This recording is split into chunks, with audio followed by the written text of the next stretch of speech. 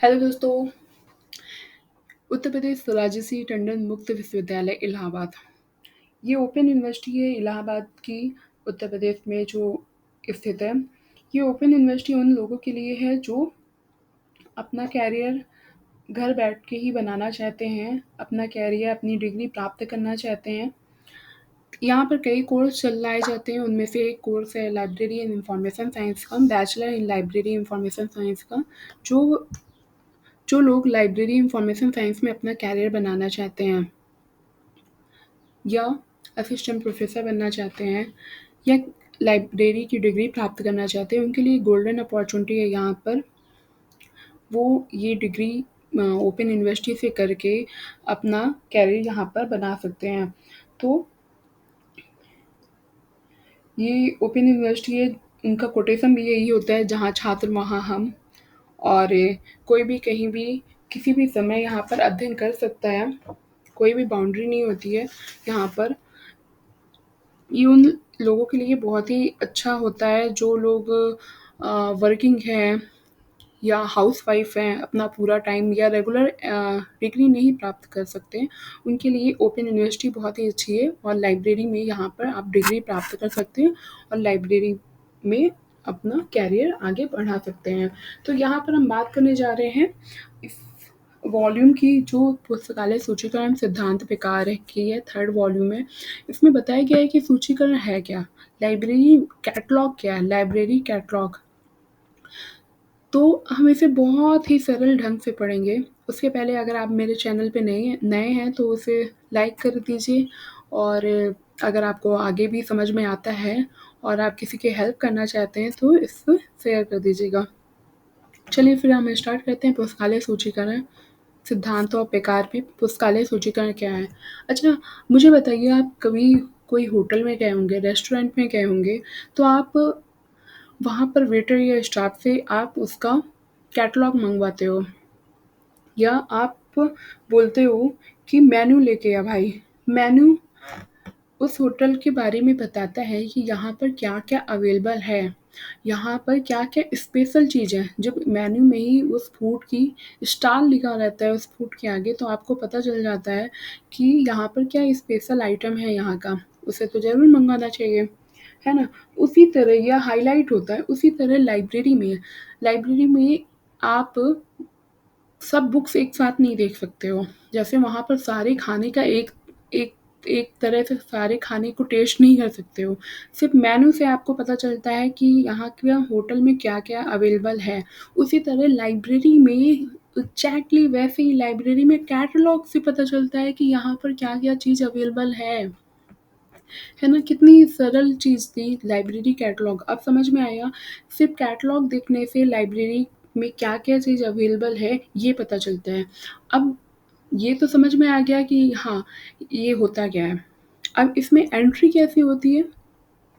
Entry आप एक और एग्ज़ाम्पल देती हूँ। अच्छा, एंट्री इसमें बनाई जाती है, आप ऐसा सोचो कि आप मॉल जाते हो, मॉल गए हो, मॉल में कोई कपड़ा आपको पसंद आया है, उस कपड़े में टैग में सारी इन्फॉर्मेशन लिखी रहती है उस कपड़े की, डिस्क्रिप्शन लिखा रहता है, कपड़े के बारे में लिखा रहता है कि ये कौन से साइज़ का है, कौन से ब्रांड का है, क्या रेट लिखा है ना? मेजर चीज़ यही लिखी रहती है उसमें।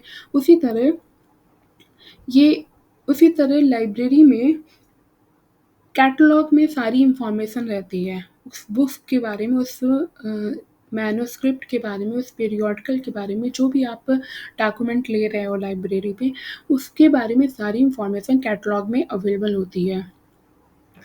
क्या-क्या इन्फॉर्मेशन होगी? पेज नंबर होंगे, पब्लिकेशन होगा, एडिटर होगा, ऑथर होगा, टाइटल होगा, सब्जेक्ट की इन्फॉर्मेशन होगी, इस तरह वगैरह-वगैरह इन्फॉर्मेशन उसमें होती है। तो ये कि एंट्री प्रिपेयर की जाती है। अब समझ में आया? आपको सिर्फ़ मैं आपका बुक का आगे का फ्रंट पेज दिखा रही हूँ, उसी से आपको समझ में आ गया कि पुस्तकालय सूचीकरण क्या होता है, ठीक है? इस बुक्स में, इस वॉल्यूम में, चैप्टर 7 में पुस्तकालय सूचीकरण परिभाषा और उद्देश्य दिए गए हैं। अब मैंने आपको इतना छोटे से बता दिया, अगर आप कोई भी चैप्टर अब इसके बाद पढ़ोगे, पुस्तकालय सूची का परिभाषा और उद्देश्य कार्य तो आपको समझ में आ जाएगा। इसी तरह मैं चैप्टर 8 के लिए अलग वीडियो बनाऊँगी। इसमें आपको बता दूँगी कि नियम रूल्स क्या होते हैं और फिर आप ये चैप्टर पढ़ोगे तो आपको बहुत ईज़ी लगेगा। उसी तरह ये चैप्टर 9 है जो उसमें केंद्रीकृत, सहकारी सूचीकरण, संघ सूचीकरण, centralised, cooperative and union catalogue ये टाइप्स ऑफ कैटलॉग हैं। ये क्या-क्या होते हैं उसे भी मैं बता दूँगी, फिर आप चैप्टर पढ़ोगे तो आपको बहुत ईज़ी लगेगा। और अगर मुझसे डीप में पढ़ना है तो आप मुझसे पर्सनल कॉन्टैक्ट कर सकते हो, ठीक है? पुस्तकालय सूचीकरण, परिभाषा एवं उद्देश्य कार्य, ठीक है? तो हम यहाँ से स्टार्ट करते हैं। किसी भी ग्रंथालय के लिए इंट्रोडक्शन है, किसी भी ग्रंथालय के लिए पुस्तकालय सूची एक अनिवार्य या महत्वपूर्ण उपकरण रहता है। यह पुस्तकालय की पाठ्य सामग्री को उपयोग करने में सहायता प्रदान करता है। पुस्तकालय सूची से पाठकों और पुस्तकालय कर्मियों दोनों को ग्रंथ संग्रह को जानने में व ग्रंथ खोजने में सुविधा मिलती है ना? दोनों को मतलब जो रीडर है और वहाँ के जो स्टाफ है, दोनों को जो वहाँ की बुक्स है वो कहाँ लोकेटेड है, कहाँ लोकेशन उसकी कहाँ पर है, उसमें हेल्प मिलती है। It helps to locate the book in a library, so we are using some standards. आगे जो स्टैंडर्ड्स नेक्स्ट चैप्टर में बताया गया है, तो वो वहाँ बताया गया है, पर यहाँ पर ये बताया गया है कि उस ये होता क्या है, सूचीकरण होता क्या है, उसके पर्पज़ क्या है, फंक्शन क्या है। पुस्तकालय सूची से पाठकों और पुस्तकालय कर्मियों ये लाइन पढ़ चुके हैं। पुस्तकालय सूची उपयोगकर्ताओं को इस बात की जानकारी देती है कि क्या पुस्तकालय में वह लेख उपलब्ध है। ये बताता है कि जैसे रेस्टोरेंट में ये आइटम उपलब्ध है, ये फूड उपलब्ध है, वैसे ही लाइब्रेरी में बताता है कि ये बुक्स अवेलेबल है या नहीं, या अवेलेबल है तो जिस लेखक से हम डिमांड कर रहे हो, है ना, ऑथर, टाइटल, आख्या मतलब टाइटल, विषय, सब्जेक्ट उपयोगकर्ताओं को मालूम हो। इनमें से कोई भी चीज़ अगर मालूम होगी तो कैटलॉग तक पहुँच सकता है। इसके अतिरिक्त कैटलॉग से बुक्स तक पहुँच सकता है। इसके अतिरिक्त यह है पुस्तकालय में उपलब्ध एक दिए गए लेखक की सभी पुस्तकों को एक ही जगह पर ला के रख देता है। एक ही विषय की समस्त पुस्तकों को ग्रंथमाला यानी सीरीज़ को एक ही जगह पे ला के रख देता है और उसकी जानकारी देता है। इस प्रकार के उपकरण के निर्माण के लिए मानक संहिता यानी कि कोड, कुछ रूल्स और उनके प्रोसीजर की आवश्यकता होती है, जो नेक्स्ट चैप्टर में बताया गया है। मैंने बताया ना, it helps to locate the book in a library, so we are using standards like triple C classification, catalogue code, AACR, जो आगे के चैप्टर में बताया गया है। पुस्तकालय प्रसूची एक पुस्तकालय विशेष में उपलब्ध पाठकों और अन्य प्रलेखों की सूची है। सूची मतलब एक कैटलॉग है, एक इंडेक्स टाइप में एंट्री की जाती है यहाँ पर। ये पुस्तकालय संग्रह की विषय वस्तु को पाठक के समक्ष प्रस्तुत करती है।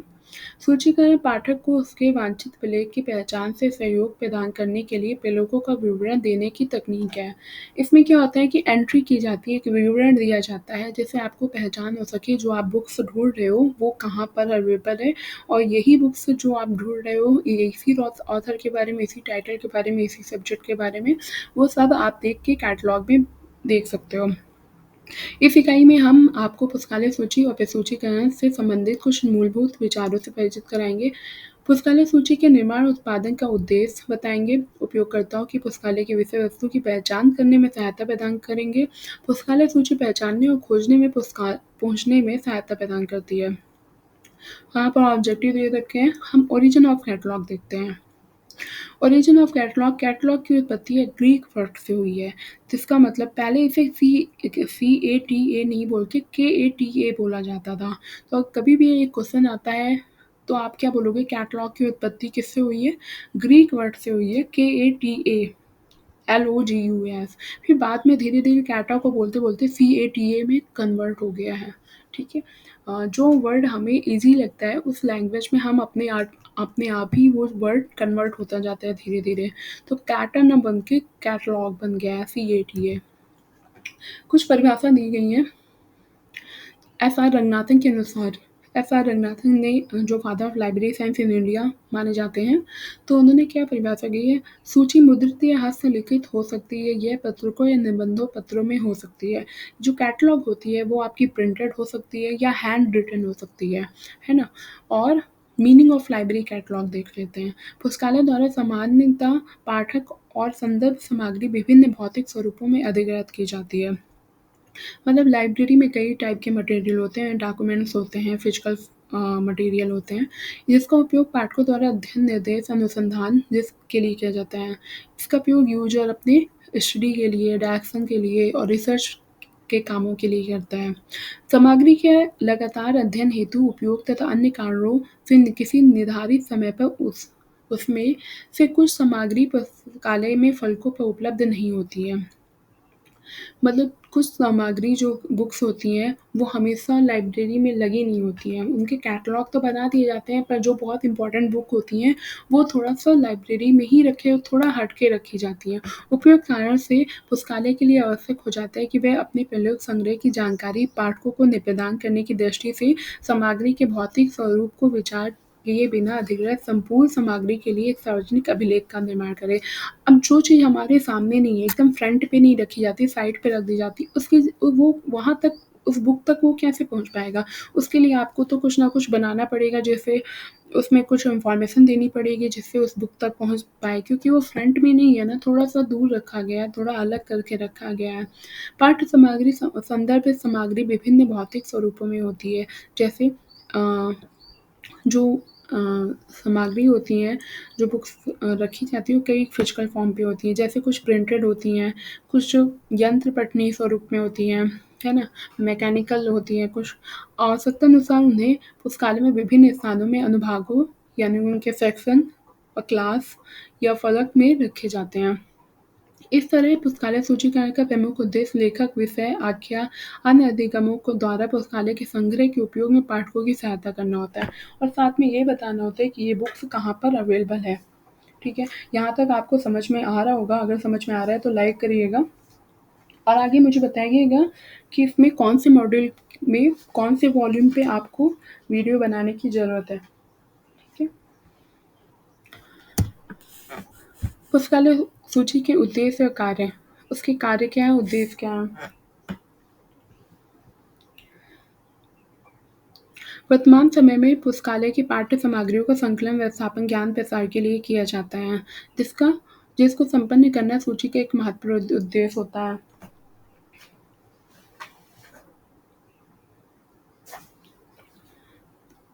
उसके साथ में नीचे देखो एक अच्छा उद्देश्य बताया गया है। सी कटर ने सूची के जिन उद्देश्यों का निर्धारण 1876 में किया गया है, वे आज भी पर्याप्त मात्रा में प्रचलित हैं। उन्होंने सूची के निम्न उद्देश्य बताए। किसी व्यक्ति का उसका वांछित ग्रंथ प्राप्त करने में समर्थ बनाना।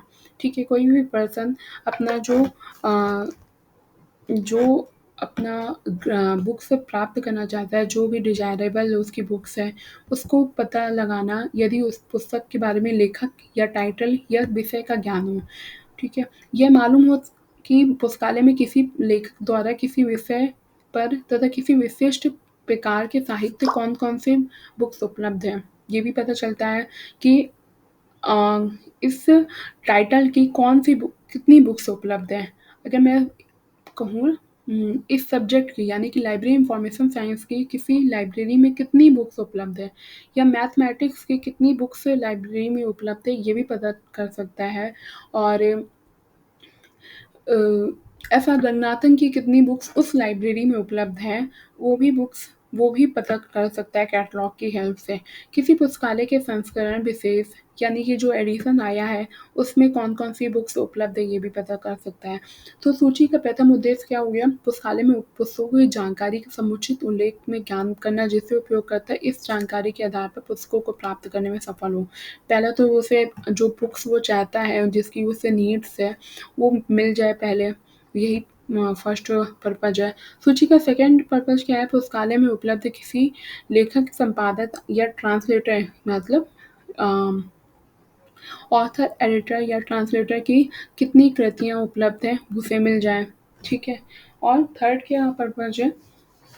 सूची के अंतर्गत प्रलेखों के संस्करण का विवरण मिल जाए। कितने एडिशन आए हैं, कितने वॉल्यूम आए हैं, है ना? कौन-कौन से सीरीज़ में आ रही है। तो ये सारी चीज़ें इन्फॉर्मेशन उसे मिल जाए, इसके लिए उसका ऑब्जेक्टिव यही था, उसका ऑब्जेक्टिव।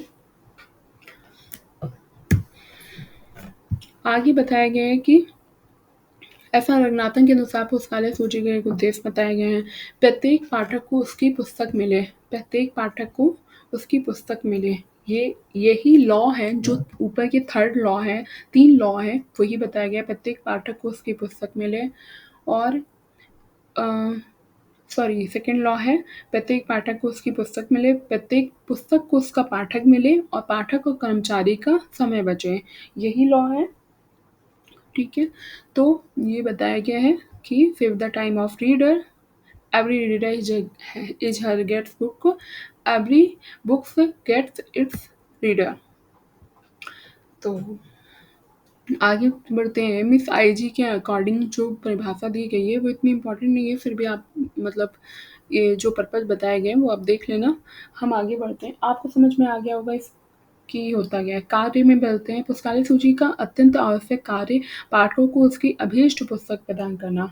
जो वो पुस्तक चाहता है, जो उस पुस्तक की डिमांड करता है, वो पुस्तक उसे प्रदान करना, जो मात्र सूची के द्वारा ही संभव नहीं है ना? तो क्या होता है कि रंगनाथन के अनुसार प्रसूची का कार्य ग्रंथालय विज्ञान के सूत्रों के अनुसार पुस्तकालय की सामग्रियों का उपयोग करवाने में सहायता प्रदान करता है। अच्छा, ये बहुत ही इम्पोर्टेंट लाइन उन्होंने लिखी है कि आप कैटलॉग की हेल्प से आप उनका यूज़ करवा सकते हो, है ना? कैटलॉग में जो डिस्क्रिप्शन लिखा रहता है उसका यूज़ करवा सकते हो। जैसे मैंने बताया था आपको कि मॉल जाते हो, मॉल में अगर आपको टैग लगा रहता है आपके क्लॉथ पे जो आप पसंद करते हो, जो आपके इच्छा एक के अकॉर्डिंग होती है, जो भी आपको पसंद आता है उस पे टैग लगा रहता है। अगर टैग नहीं लगा रहेगा तो आप उसे काउंटर पे लेके जाओगे पर उसकी बिलिंग नहीं करवा पाओगे, है ना? बिलिंग नहीं करवा पाओगे। इसका मतलब वो चीज़ आपको नहीं मिल पाएगी। उसी तरह कैटलॉग अगर नहीं होगा तो आपको लाइब्रेरी में आप जितनी भी बुक्स भर लो, लाइब्रेरी बहुत अच्छी कर लो, जितनी भी बुक्स भर लो, पर उसका यूज़ कैसे कर पाओगे?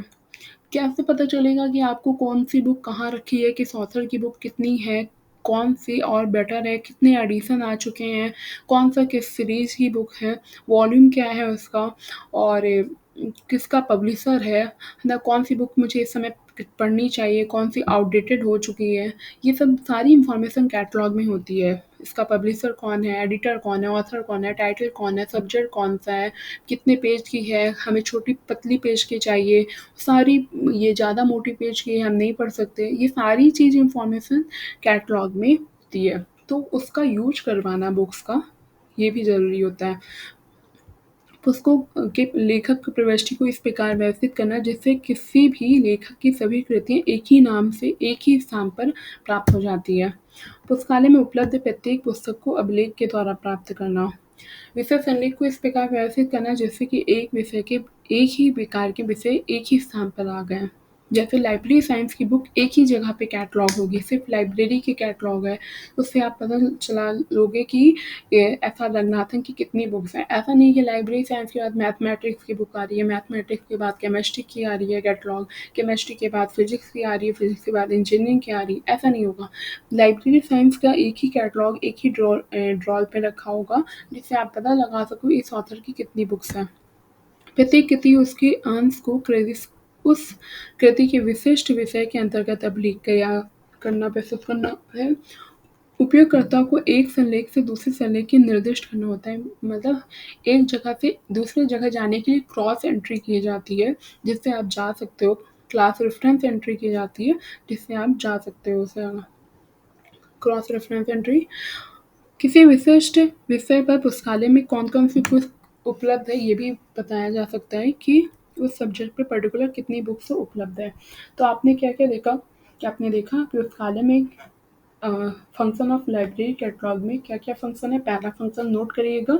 अगर आपको इस बुक से नहीं समझ में आ रहा है तो जो मैं बोल रही हूँ आप उसे नोट करिए। फंक्शन ऑफ लाइब्रेरी कैटलॉग में क्या पुस्तकालय में कोई विशिष्ट ग्रंथ उपलब्ध है? पहला फंक्शन ये बताएगा कैटलॉग क्या पुस्तकालय में कोई विशिष्ट ग्रंथ उपलब्ध है।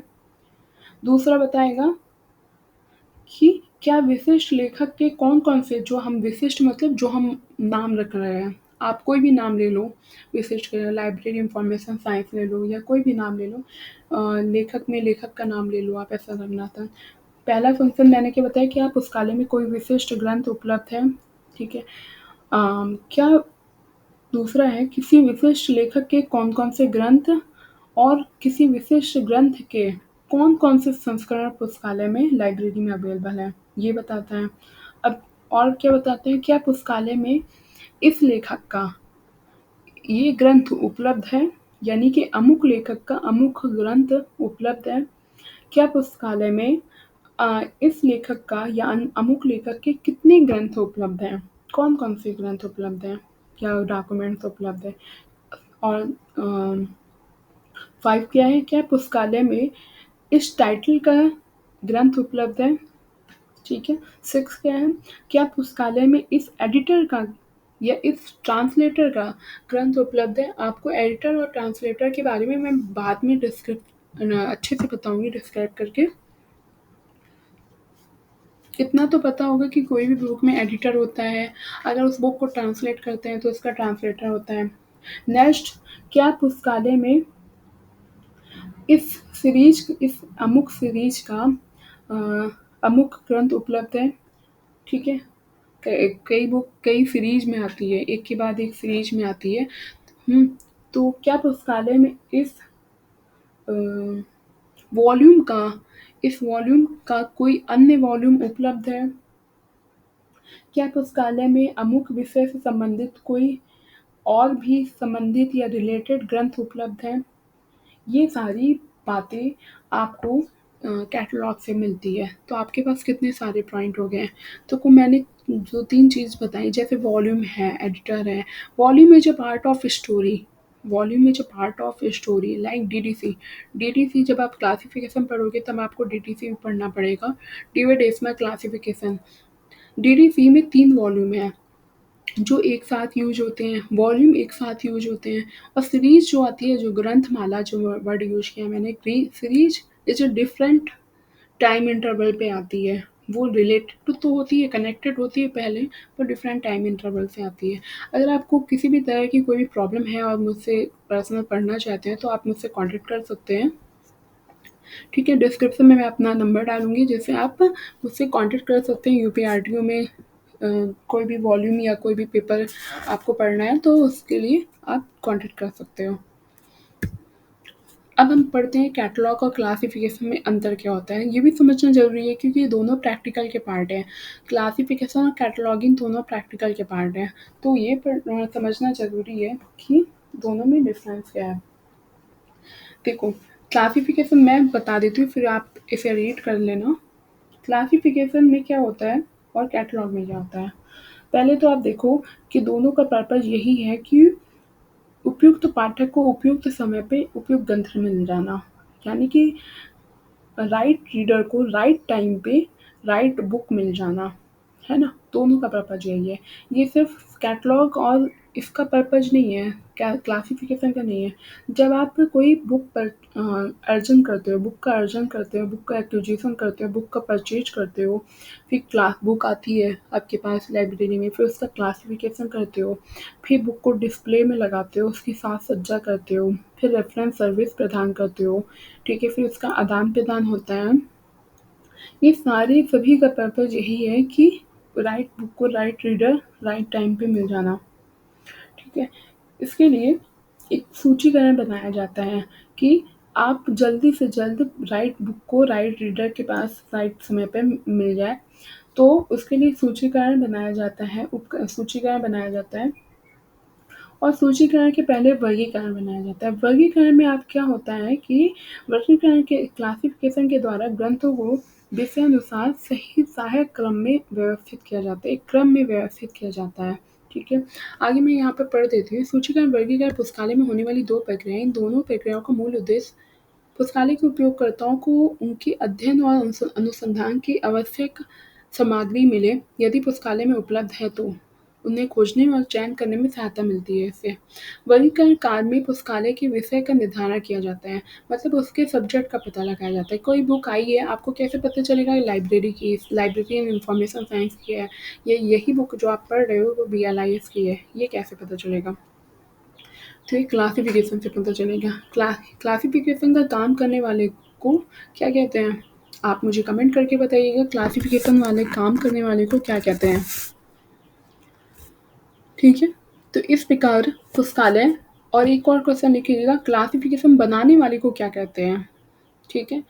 क्लासिफ़िकेशन बनाने वाले को और क्लासिफ़िकेशन का काम जो लाइब्रेरी में करता है, उसे क्या करते हैं? मतलब जिसे लाइब्रेरी में ये जॉब मिली है, उसे क्या करते हैं? और क्लासिफ़िकेशन बनाने वाले को क्या कहते हैं?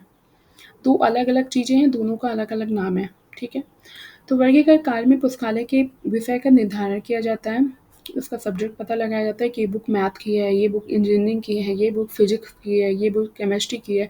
कभी-कभी ऐसा भी हो सकता है एक ही बुक से 2 सब्जेक्ट से रिलेटेड है ना? तो ये भी हो सकता है। इस प्रकार पुस्तकों को पुस्तकालयों की निगरानी में वर्गानुसार व्यवस्थित किया जाता है, उनकी क्लासिफ़िकेशन नंबर के द्वारा। पुस्तकों भौतिक सत्ताएँ हैं, इसलिए उन्हें पुस्तकालयों की निगरानी पर केवल एक ही स्थान पे रखा जा सकता है ना? मतलब कोई चीज़ आप एक ही स्थान पे तो रख सकते हो, 4 जगह थोड़ी ना उसे फैला सकते हो, फाड़ तो नहीं सकते ना उसे अलग-अलग जगह पे रखने के लिए। एक ही जगह पे रख सकते हो, इसलिए उन्हें पुस्तकालयों की निगरानी पर केवल एक ही स्थान पे रखा जा सकता है, जब पुस्तक का संबंध एक ही विषय से होता है। अगर मान लो इसमें लिखा है कि परंतु जब एक पुस्तक या 2 से अधिक मुख्य विषयों से संबंधित हो, तब हम क्या करेंगे?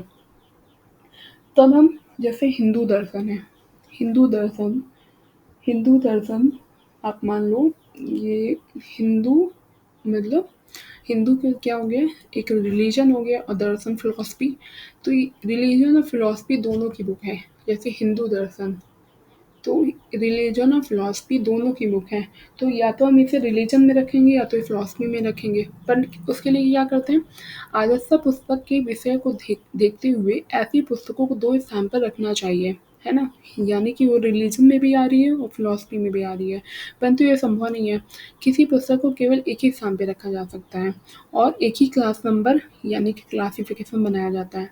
पुस्तकालय वर्गीकरण दूसरे विषय की जानकारी पाठकों को देने के लिए वर्गीकरण की वर्ग संख्या यानी कि क्लास नंबर के अंतर्गत एक एनालिटिकल संलेख तैयार किया जाता है, विश्लेषित संलेख तैयार किया जाता है। इस प्रकार के विश्लेषित संलेख को निर्माण उन सभी पुस्तकों के लिए किया जाता है जो या 2 से अधिक विषय से संबंधित हैं। अतः यानी कि उसका एक सूचीकरण बनाया जाता है। जब आप सूचीकरण में कैटलॉग में देखोगे तब आपको पता चल जाएगा कि ये बुक 2 सब्जेक्ट से रिलेटेड है और ये बुक ये पर्टिकुलर लोकेशन पे स्थित है।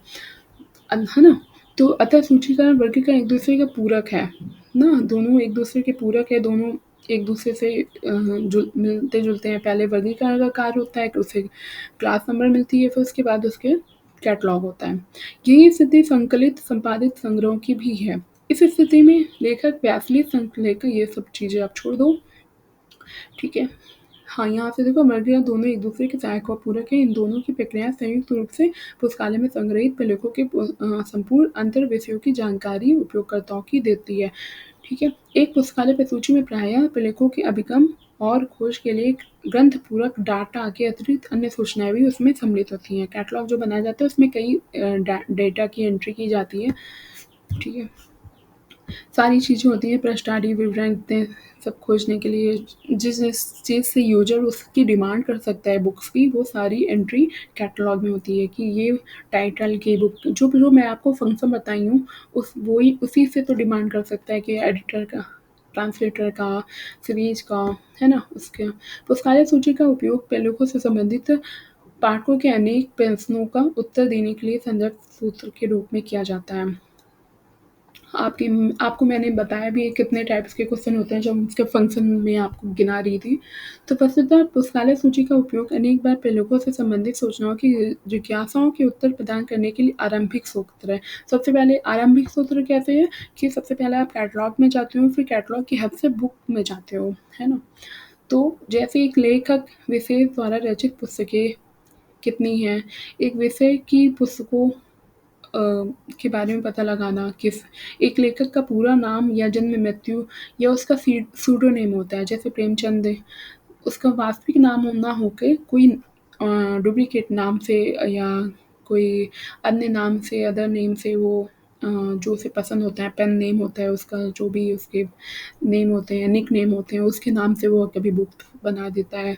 तो वो उसका निक नेम और उसका रियल नेम दोनों की एंट्री कैटलॉग पे होती है, जिससे आप देख के पता लगा सकते हो। तो आप मुझे बताइएगा ये वीडियो कैसा लगा? और भी ऐसे इंटरेस्टिंग वीडियो देखने के लिए आप मुझे कमेंट कर सकते हो, सब्सक्राइब कर सकते हो, लाइक कर सकते हो और मोटिवेट भी कर सकते हो। तो अगर आपको कोई भी और हेल्प चाहिए तो उसके लिए आप मुझे मेरे दिए गए नंबर पे कॉन्टैक्ट कर सकते हो। Thank you. Have a nice day.